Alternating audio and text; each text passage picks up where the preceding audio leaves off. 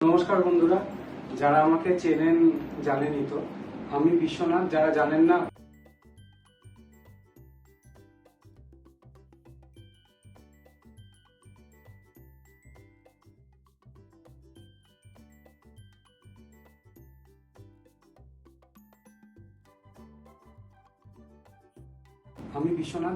না, তাদের জন্য বলি, আমি বিশ্বনাথ, ডগ বিহেভিয়ারিস্ট ও ট্রেনার। আজ জিনির 1 বছরের ট্রেনিং পুরো কমপ্লিট হলো। আমি মাম্পিকে বলবো যে যখন আমরা ট্রেনিং শুরু করেছিলাম জিনির ব্যাপারে, জিনি একটা ল্যাব এবং ইন্ডির মিক্স ব্রিড। তো আজকের ডেটে জিনিকে কি ফিল করছে মাম্পি, আর তার সাথে কিরম ভাবে শুরু হয়েছিল, কেন আমার কথা ভেবেছিল ওর ট্রেনিং এর দরকারের জন্য, এই ডিটেলসটা একটু ওকে বলবো, যে ওর নিজের ইন্ট্রোটা দিয়ে তারপর ওর ব্যাপারে যেন একটু বলে। মাম্পি স্টার্ট করবে। তো আমার ডগের মেইন প্রবলেম ছিল হচ্ছে ওর খুব ফুড অ্যাগ্রেশন ছিল, আর ও আউটসাইডার্সদের একদম পছন্দ করতো না। তো মানে খুব রেগে যেত, বাইরের লোক বাড়িতে আসলেই ও খুব খেপে যেত, একদম পছন্দ করতো না। আর খাবার দিলে যে দিচ্ছে তাকে অনেক সময় অ্যাটাক করতো, মানে এতটাই ওর ফুড অ্যাগ্রেশন বেড়ে গেছিল। ওই জন্য মেন অ্যাকচুয়ালি ওনাকে আমরা কন্ট্যাক্ট করেছিলাম যে আমাদের ডগের খুব হেল্প চাই। আর যত বড় হচ্ছিল জিনিসটা আরো বেড়ে যাচ্ছিল। তো ছোটবেলায় জিনিসটা ছিল না, যত বড় হয়েছে তত বেড়ে গেছে।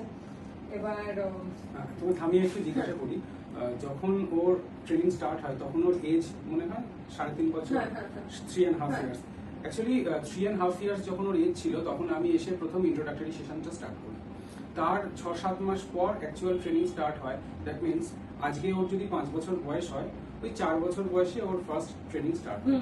ঠিক আছে, আজকের ডেটে মাজেল ট্রেনিংটা ও কতটা ভালোভাবে নিয়েছে, আর লিশ ওয়াক আর আউটসাইডার্সদেরকে কতটা ভালোভাবে নিয়েছে সেটা একটু ছোট করে বলো। মাসেল ট্রেনিং হচ্ছে যে আগে যেমন অনেক কিছু হাত ধরতে দিত না, এটা করতে দিত না, এখন মাসেলের মধ্যে ট্রিট দিয়ে যখন ওকে দেওয়া হয়, মানে অনেক কমফোর্টেবল হয়ে গেছে এই জিনিসগুলো নিয়ে। আর আরেকটা হচ্ছে যে বাইরের লোকের সাথে তো খুবই ফ্রেন্ডলি হয়ে গেছে। স্যার আমাদের শিখিয়েছেন যে বাইরের লোক আসলে একটু ট্রিট দেবে বা কিছু দেবে যাতে ও একটু ফ্রেন্ডলি বিহেভ করে। তো এখন নতুন যখন কোনো লোক বাড়িতে আসে, ওর ফার্স্ট এক্সপেক্ট এটাই থাকে যে আমাকে ট্রিট দেবে বা একটা খুব ভালো লোক। আগে যেটা ও সবসময় ভয় পেয়ে যেত যে বাইরে থেকে একটা লোক আসছে, লোকটা আসলে কি করে দেবে। তো আনস্মার্ট বিহেভিয়ার ছিল, খুব আন্ডার কনফিডেন্ট ডগ ছিল, যেটা এখনো জানে যে তারা কিছু বাড়ির জন্য কোনো ক্ষতি করবে না, দে অল আর গুড। ও একটু স্মেল নিয়ে নেয়, তারপর ওই সোফা বলে সোফাতে বসে পড়ে, and then normal usual good behave, healthy behave করে।